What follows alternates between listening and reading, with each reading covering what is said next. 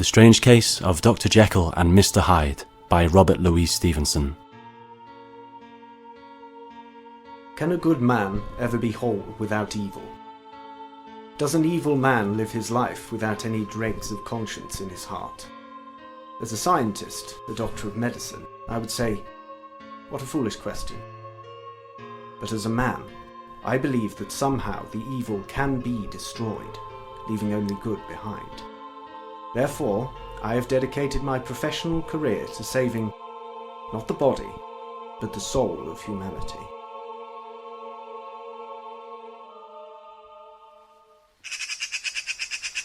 We commend his body to the ground. Ashes to ashes, earth to earth, dust to dust. Amen. Amen. My condolences, Henry. You know, I never thought he'd actually die. He survived typhoid, an amputated leg, several bouts of severe influenza, and still he wouldn't give up. I think he made a deal with Lucifer. Well, he always was tenacious, whatever else you might say about him. Yes. Something ironic, a man who so refused to change with the times being hit by a tramcar. I noticed no one else came to the service. He wasn't exactly a popular man. No. No, he wasn't. I'll give you a moment.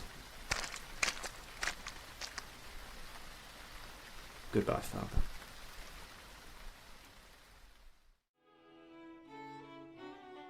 And therefore, if I may come to the end of my speech... Oh, you must, you must. I need a good glass of whiskey after the day I've had. If I may come to the end of my speech, let me raise a glass to my good friend, Henry Jekyll. Doctor?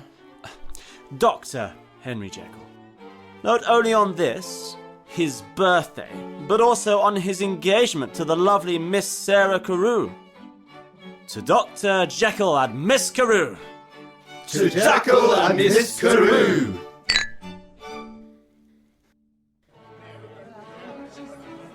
Oh, cheer up, John. It might never happen. Do you never smile? Sometimes, Richard. Sometimes. Emily, what are you doing? Taking a gentle sip. Father says gulping down one's drink is unladylike. That's not what I meant, and you know it.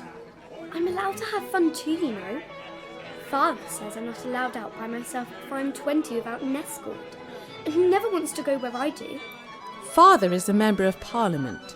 He doesn't have time to go out to the theatre or the ballet whenever you want to. But you're going to be married soon. You'll be too busy with your new husband to go along with me. And once you're married, I'll be expected to be married too. I can't meet eligible bachelors if I'm shutting down the house all day. Emily, you're 15. You don't live in a Jane Austen novel. You won't go sour once you turn 20. Indeed. My wife was 25 when we were engaged. There. You see? I suppose I'll just be sad to lose you, sister. You'll never lose me, dear Emily. Emily! So, Henry, tell us about this latest theory of yours. I'm glad you asked, Harry. You see, it is my belief that by careful study of a Oh, man... Henry, please. You aren't at the lecture hall now. Tonight is about enjoying yourself. Well, I enjoy my work, Sarah. Even more than spending time with me? Oh, no, of course... Sarah, you are a tease. You've found yourself quite a woman, Henry. And I have found myself quite a man, Dr. Lanyon. I hear a number of prospective suitors found themselves quite disappointed and rather surprised that such a lady of high breeding would choose a simple doctor like our Henry here. Breeding and wealth are not everything a woman desires, Dr. Lanyon. So you might find yourself a wife after all, Harry. Could your father not be here tonight? I spoke to Sir Danvers. He said he wanted his daughter to feel so she could enjoy herself without feeling self-conscious. Ah, what a thoughtful man. Ah, good evening, Lucy. Good evening, Dr. Lanyon. Thank you, Mr. Utterson. Think nothing of it. I know Father will come round to Henry's ideas sooner or later. I just hope it will be before the wedding, or he'll never want to give me away. For that, I cannot blame him. You're such a smooth talker, John. You should have stayed in the courtroom, shared your silver tongue with the world. I find private business practices much more agreeable these days. If you'll excuse me, gentlemen, I just need to go and powder my nose. Henry, there's something I really must discuss with you. Can't it wait? No. Henry, as your solicitor, and as your friend, I have to say I'm concerned about some of your recent financial dealings. You've spent almost half of the family trust money in your research, and the conditions in your father's will stipulate... I never wanted that man's money. But now he's finally dead, I can put it to some good use. A clause in your father's will stipulates that you cannot take money from your inheritance if you have otherwise bankrupted yourself. It was deliberately included to prevent you from ruining yourself. My father never cared if I ruined myself or not. Surprised he didn't have the money buried with him. Henry. John, I need that money. Every shilling of it must go towards my research, to my laboratory at the college.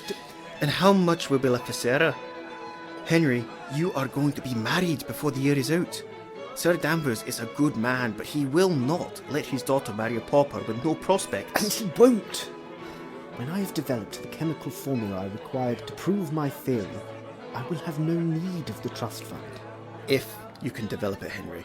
If. I thought at least you had faith in me. I do, Henry, I do, but... Wait, I've just remembered. I haven't given you your birthday present. Happy birthday, Henry. Oh, thank you, John. I might almost pass for a gentleman. I thought you might take it along to the board meeting tomorrow. I'll need more than a fancy cane to convince those misers to part with any funding. But, thank you, John. Excuse me, gentlemen, but a little fireworks display has been arranged in your honour, if you'd like to come out into the garden. Courtesy of Sir Danvers Carew. Ah, there you go, Henry. The old curmudgeon loves you after all. And what old curmudgeon would that be, Dr. Lanyon? Why, Oh, Sarah, you truly are one of a kind. And don't you forget it. Now, come along, everyone. Let's see what Father has put on for us.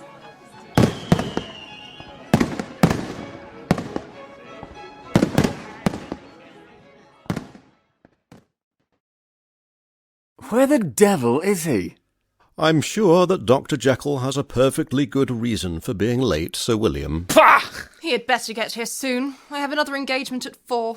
When do you not have an engagement, my dear? It isn't my fault I'm in such high demand. You're just jealous, Freddie. Damn right I am! I want that minuted. At last! Ah, Henry, good to see you. Oh, thank you, Sir Danvers. I must apologise for my lateness. I just had a flash of inspiration for my next Let lecture. us begin. This meeting is now in session. A request for funding for Proposition 929 by Dr. Henry Jekyll. The Right Honourable Sir William Sayer, GCMG presiding. Also in attendance are Sir Danvers Carew, KBE, Dr. Frederick March and Lady Evelyn Woodstock. Sir Danvers, if you would. Thank you, Sir William. As you all know, Dr. Henry Jekyll is my future son-in-law, but that has not biased my opinion towards him. I think we can all agree that Dr. Jekyll has an extraordinary mind, one which he applies to both his experiments and his lectures with considerable skill. Yet he also holds controversial opinions, and he has come before us today with a proposition for our consideration. I have made no secret in the past of my scepticism regarding Dr. Jekyll's views on the human psyche. However, I believe he is deserving of our time and attention this afternoon. Dr. Jekyll, the floor is yours. Thank you. And thank you all for taking the time out of your busy schedules to consider me. To the point, Doctor. Apologies. What is man? What do we know about him? Do we define man by his physicality? His bearing? No. We measure a man by his behaviour, his words and his actions. But beneath the facade of every man, there is a constant war raging, a war between good and evil. All men, however noble and just they may seem on the surface, have this massive potential for the most cruel and violent behaviour, though we may choose not to act on it. But it does not take much, perhaps an unkind word, a bad day at the office, for a person to snap, and for evil to take over. There is nothing to stop, say, you, Dr. March, from one day deciding you wish to indulge in an act of vice, or to murder an innocent stranger. The only person Freddie should murder is his tailor. Hattie! Enough! Dr. Jekyll, would you be so kind as to explain why this unusual theory of yours requires our funding? And try to be concise. Of course. Well, having seen this behaviour through the study of prisoners and of patients in some of our psychiatric hospitals, I have determined that the only way to prevent man from succumbing to these baser urges is to eliminate them. This is work for the clergy, Dr. Jekyll, not the scientific community. Please! Please. My solution is not psychological, but chemical. I aim to remove man's inclination for violence by chemical means. Through the course of my research, I have developed drugs based on a form of sedative, and injected, first rodents, and then larger animals, with a controlled dosage. Wild beasts have become calm, friendly even, and as I have fine-tuned my formula, I am finding that smaller and smaller doses are needed. Unfortunately, my own finances are no longer able to support my experiments, and I require new equipment and additional supplies if I am to try my formula on a human subject. A human subject? Yes, as will become necessary. I am hoping to find a volunteer, possibly from one of the local prisons or hospitals. Good God. I know it is controversial, but I can assure you the ends will justify the means. A bold statement, Dr. Jekyll. But tell me, is it not possible that the reverse might occur? That your drug might cause the evil to override the good? Well, admittedly, there is a risk. And you are saying you are willing to risk this on a fellow human being? Oh, this is precisely why Enough of this! I think what we have here is simply a self-proclaimed messiah casting out demons with his chemistry set. More like Dr. Frankenstein. This is outrageous. I, for one, will have no part in it. Nor will I. Do you not take this small chance for the betterment of mankind? Please! Dr. Jekyll, you have presented your case. 2 of my colleagues have voted against the proposal. Due to your personal relationships, Sir Danvers has chosen to abstain on the matter, and I cannot in all good conscience support this endeavour. What? You are meddling where man was not meant to go, Dr. Jekyll. This is an academy of science! And I am a scientist! Man should not be limited by anything but his imagination. That you would vote against such a proposition as this due to a professed sense of morality is ridiculous. Henry... Our morals are not in question, Jekyll. Yours are. I think you are afraid. And from what I've heard, you could benefit from such a formula, all 3 of you, if the gossip from the students is anything to go by. You so-called guardians of common decency are the biggest sinners of them all. You forget yourself, sir. That's it. Proposition 929 is rejected. Meeting adjourned. Oh, and thank you for your time, Dr. Jekyll. Idiots, degenerates, the lot of them. They'd be better suited to living in the Dark Ages. I'm sorry I tarred you with the same brush, Sir Danvers. Think nothing of it. But you did yourself no favours, Henry. They'll be watching you like a hawk from now on. Why did you really abstain from voting? Henry, regardless of what you might think, I do admire your work. But I think the potential cost does not bear thinking about. Imagine if some unscrupulous party were to get a hold of your formula and pervert its nature, changing good to evil? Oh. I'd rather think your fellow board members might appreciate that. Henry, you are a fine young man. I abstained because I would sooner do so than actively vote against you, as I unfortunately was inclined to do. Sarah would certainly never forgive me if I did, but make no mistake, I still have high hopes for you.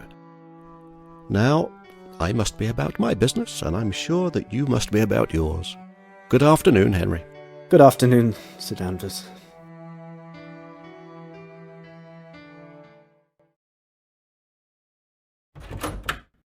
I brought you a glass of water and some hot soup, sir. Thank you, Lucy. Will there be anything else, sir? No, thank you, Lucy. Don't work yourself too hard, sir. Thank you, Lucy. Here, take that young man of yours out to Wilton's. Tell them you're a friend of Henry Jekyll. Sir! Good night, Lucy.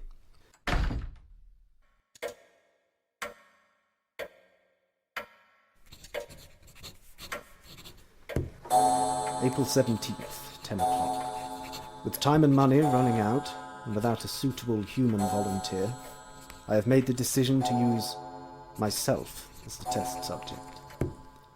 I vowed to the Board of Governors that I was willing to risk a human life for the benefit of my work, and I intend to do so.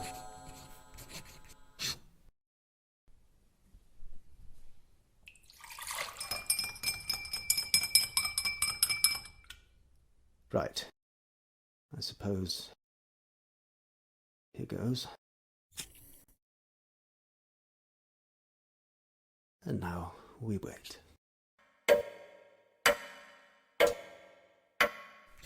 I have injected 10 centilitres of the formula HJ7.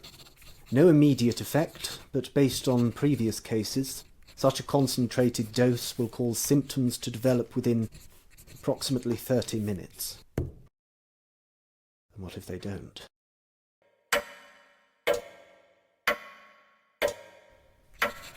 "32 minutes have now passed, with no noticeable effects. I will cease my experiments tonight and continue with a stronger dose tomorrow. Tomorrow.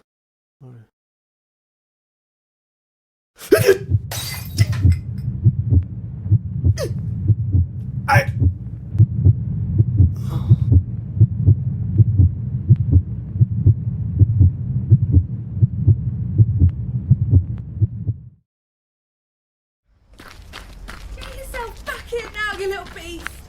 Can't catch me, can't catch me! Ah! Out of my way! You monster! Trampling a little girl! What kind of man are you? None of your concern. Now out of my way, or receive the same treatment. Don't struggle, sir. I have you firmly. I'm not struggling, but I would appreciate you releasing me. Let's not cause a scene. Cause a scene? What makes you think I won't just call the police? Let's say £80 for the child's medical bills, and 20 for your silence. You can't buy me, sir. Well, don't keep the 20 then. Give it to the family. Send it off to the RSPCC. It's all the same to me. Very well. You'll forgive me for not carrying cash in London at night. You never know what sort of men might be lurking around. Pen? How do I know that this cheque will be honoured? You don't. You'll just have to trust me. Good night, sir. The sum of £80 made out to cash from Mr. Edward Hyde.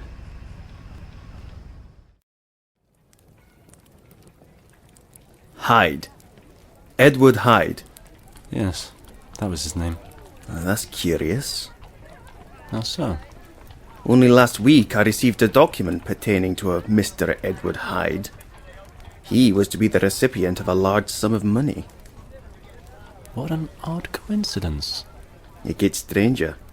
Mr. Hyde had been named as a beneficiary in a will, which stated that if the will's author was to disappear for longer than 3 calendar months, all of his holdings, save for a small payment to his household servants, were to be entrusted to the same Mr. Hyde.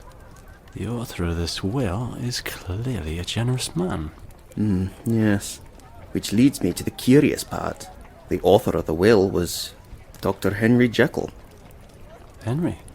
Who, after instructing me in this matter, by letter no less, has all but disappeared. Poole tells me that he's been told to admit no visitors, including Sarah, who's visited more than once. Do you think that this, Hyde might have something to do with it? I don't know, but I intend to find out. You might say that if he is Mr. Hyde, then I shall be Mr. Seek.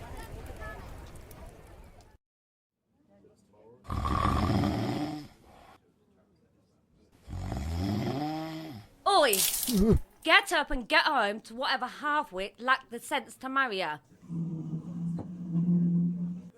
Now piss off. Waste of a good point. Evening, gorgeous. My eyes are up here, chummy. Ignore him. And you, Missy, are late. Sorry, Sal. Well, you're lucky I'm such a forgiving soul. Otherwise I'd turf you out on your ass. Now get up there and make them thirsty. Fill it up. No foam. Bossy, ain't ya? Oh, a gentleman. We certainly don't get many of you around here. I can't imagine why. Don't bother. You're not my type.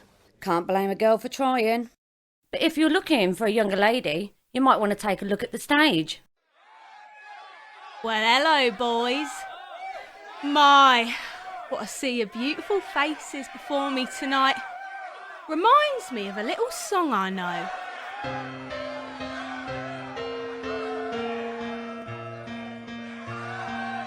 I have a vision in my proposition, really so simple as you shall all see. My pockets are empty, but I still have plenty of generosity. Though it may be a crime, I like spending my time giving you everything that you deserve. So make your inspection of my collection. I only live to serve. Oh, it seems bizarre to go out in the dark. Hearing the devils, it's better by far to stay in the light. You'll have quite the night if you can afford my price. What an exquisite creature. So they say, but if you've got your eye on her, you're about to be disappointed. She's already got herself a fella, and he's very possessive. Who?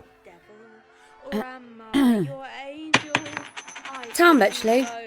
I don't know his name, but he seems to be a gentleman same as you. Pays for a bed, bread and board. Keeps himself to himself, but I often see him coming to collect her after work. Thank you. And I'll tell you this for free, he's a nasty sort. One of those who reckon just because he was born with a silver spoon in his mouth, he can push the rest of us around. Oh, it seems bizarre to go out in the dark. Hearing the devils, it's better by far to stay in the light. You'll have quite the night if you can afford my price.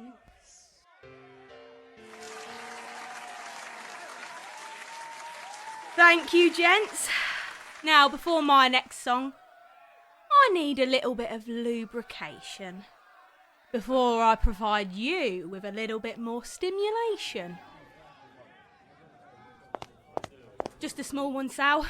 That's coming out of your wages. I'm not having you drinking me out of house and home. I already had that from my elf. God rest his soul. I'll pay. Such a fine specimen as yourself should have men clamouring to cover your expenses. Why, that's most kind of you, sir. Kindness is one of my many virtues. Really? And what is such a virtuous gentleman as yourself doing in our glamorous end of this fair city? I recently had an epiphany. I've been spending too much time doing what is considered good. But lately I've come to realise, quite by accident, how dull living a good life can be. Too right. And I've decided life is for the living, and I intend to live my life to the fullest. Is that so? Indeed. Tell me, what is your name, my dear? They call me Rosa. Along with a few other things. Now stop hobnobbing and get back out there, girl. Right. You scabby old bat. Well, I'd best be going, Mr. Hyde. Edward Hyde. At your service. We'll see about that. Here, you ain't about to do something stupid, are you? Do I look like a man who does stupid things? Good night.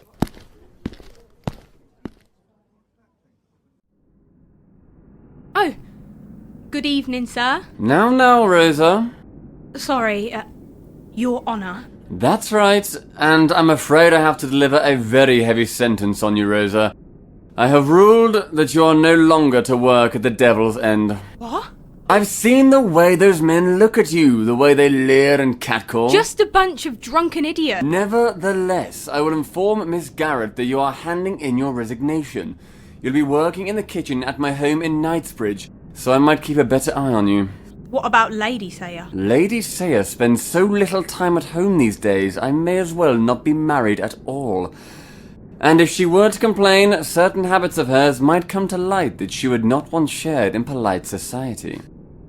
Gosh, you really are something, you high society type. I beg your pardon? Pretending you're so righteous, when you're really as rotten as the rest of us. Well, grubby as it is, I like my work. I can put up with men sitting around with their tongues hanging out. I'd rather that than some of the things you make me do. You filthy whore! You think I like hurting you? All I want to do is look after you. You'd be nothing without me. You'd be back to selling yourself on the streets of Soho for 10 pence a night. There, I'm sorry. I'll make it up to you. Here, I almost forgot. Call it a little resignation bonus. Now, can I see a smile? Yeah. You can see a smile. We're through. Sod your necklace. Stupid girl. Lovers quarrel? Who are you, sir? Oh, no one really. A fellow admirer of the fairer things in life. You dress like a gentleman. What are you doing here in this part of town? I could ask you the same question, Your Honour. What? Well, that is your name, isn't it? The Right Honourable Sir William Sayer, GCMG. You must have me mistaken. Oh, I don't think so. Please, if you want money... If I want money, I'll take it. £200. I'll write you a cheque. You would give £200 for your own life, yet you wouldn't give less than half of that for the betterment of mankind? What? Your Honour, I put it to you that you are a lecherous, hypocritical, adulterous deviant, and I cannot, in all good conscience, allow you to continue in your endeavours. My God. Goodbye, Your Honour.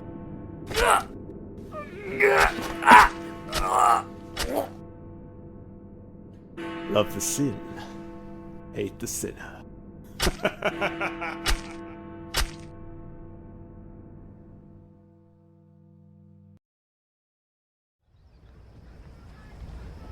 Read all about it! Respected judge found murdered in the streets of Soho!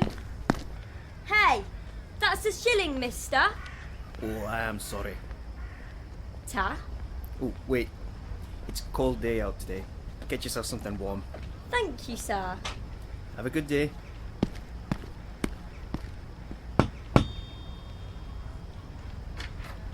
Mr. Utterson, what may I do for you? Good day, Paul. I need to speak to Henry about a very urgent matter of business. If I may say so, sir, I hope you are met with more success than previous callers. Such as Miss Carew? I'm afraid so, sir. She has visited more than once to no avail. Mr. Utterson, sir, asking to see you. Sir? Tell him I cannot see him. Henry, I have business with you. It concerns your finances.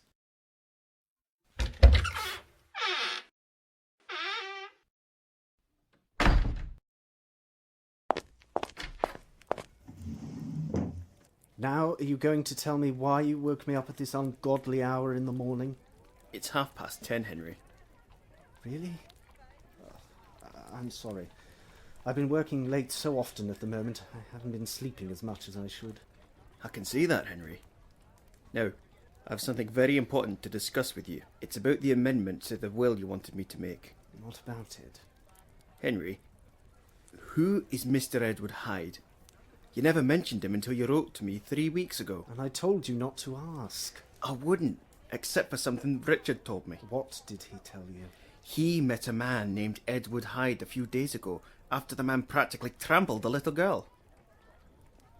Henry, did you hear me? I'm sorry. Trampled? Are you sure it was the same man? Richard told me the man who wrote him a cheque under that name to pay for the child's medical bills and to avoid causing a scene. Henry, did this Mr. Hyde coerce you into changing your will? I told you. Henry, are you being blackmailed by this man? Mind your own business! I'm so sorry, John. You have to trust me on this. Hyde is a business partner of mine. He's been supporting me in my work. That's why I've been at home this time. He said he'll only continue to fund me if I can prove I'm getting results. And the clause in my will is collateral. But I can get rid of him whenever I want, I promise you. You promise? Yes. Henry, I'm not trying to interfere with your business. I just want to make sure you're okay. I know. I'm sorry, John. Good day, Henry. Don't overwork yourself. You have a wedding to look forward to, remember? Yes.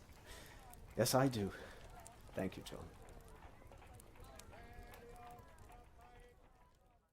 And so, new medications like paraldehyde are being produced to cause what we call a sedative effect, which, as opposed to old drugs which simply induce tiredness, can actually lead to relaxing the mind at its basest form. Further experimenting... my apologies. Might be able to identify and target those centre of the brain responsible for triggering anxiety... Studies of the body's nervous system being undertaken by Professor Heinrich Obsteiner of Vienna. Ladies and gentlemen, please excuse Dr. Jekyll. He has been feeling a little unwell lately. Probably overworked from trying to read all of your papers. If you would all like to continue to your next lecture, Dr. Jekyll will send you all of the relevant notes from today's lecture.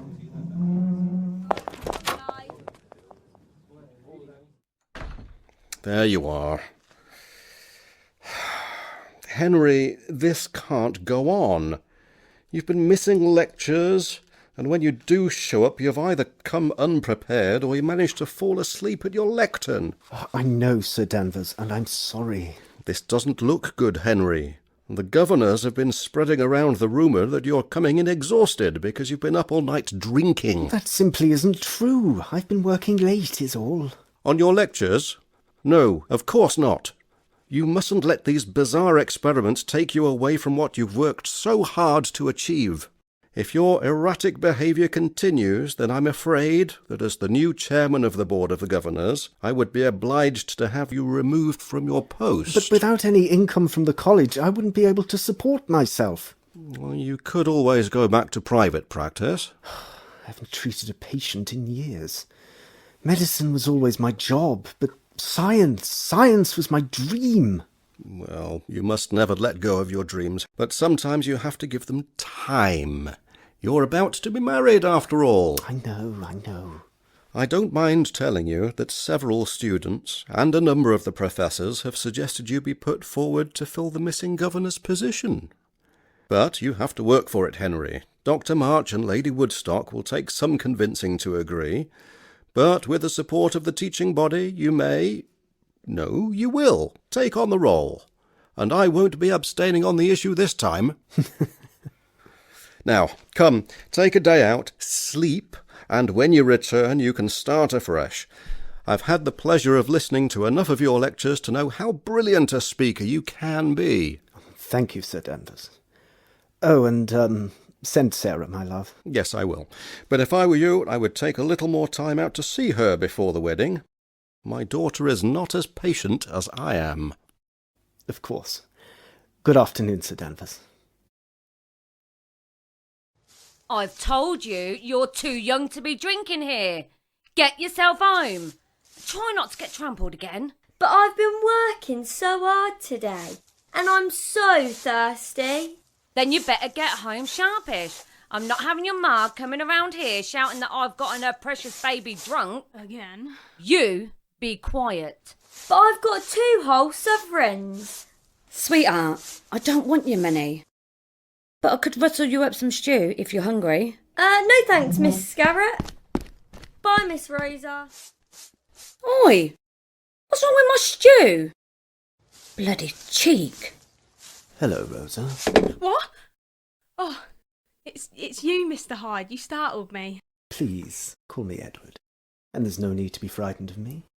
Come, sit with me. I'm on cleaning duties, I'm afraid. My other source of income has unfortunately dried up. What a pity. We'll have to see about that. I can't allow a lovely thing like you to get dishpan hands every night.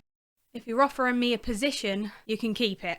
She's been in enough positions to last her a lifetime. Oh, Sal, can you give me a minute's peace? May I remind you, madam, that you work for me, not the other way around. 2 large mugs of your finest and a little privacy, if you don't mind. Now, where were we? You were talking about Your recent misfortune, yes. Well, I've purchased a room not far from here, and I don't use it often. If you keep it clean for me, you may have it.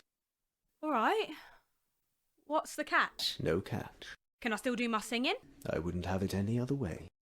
It would be a crime not to share your talent with the world. Oh, you flatter, sir. You really do. Come, let me take you out to celebrate. Somewhere a little more prepossessing. Oi! Where do you think you're going?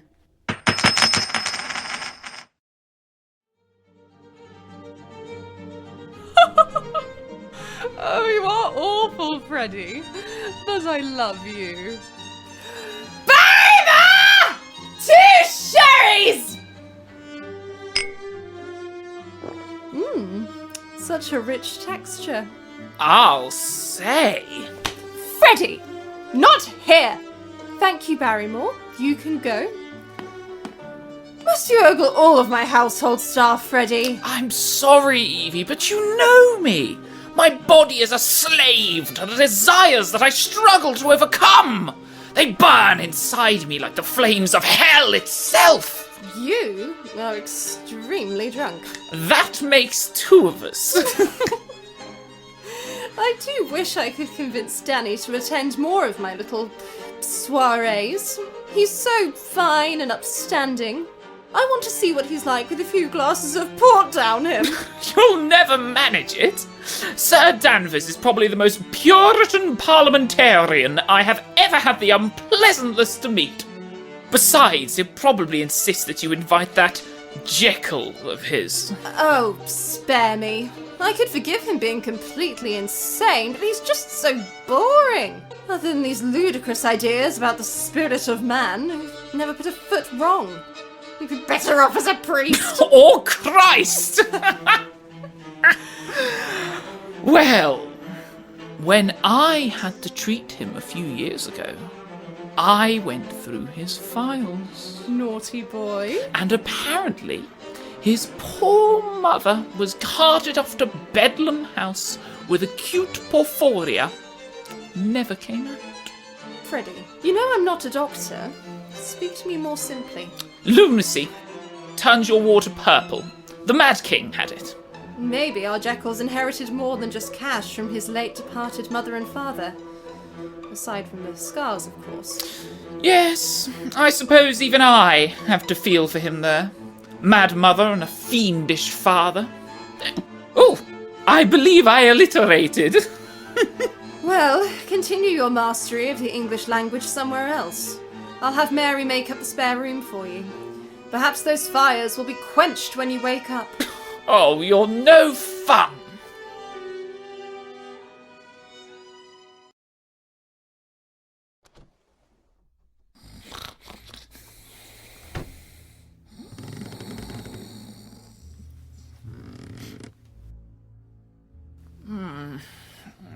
Come to tuck me in? Something like that.